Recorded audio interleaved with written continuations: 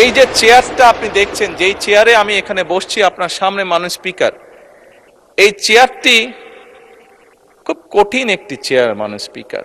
এই চেয়ারটি দেখলে মনে হয় বসতে খুব আরাম, আসলে মাননীয় স্পিকার মোটেও আরামের না।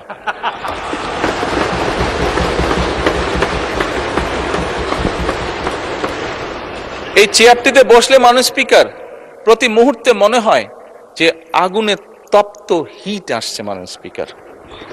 হাসার কিছু নেই, আমি যা ফিল করি আমি আপনাদেরকে তাই বলছি,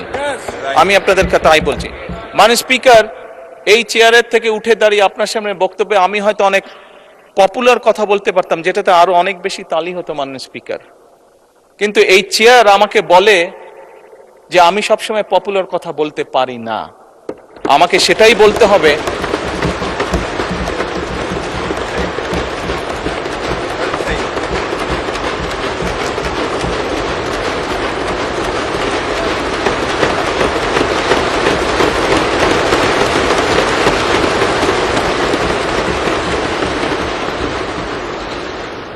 মাননীয় স্পিকার।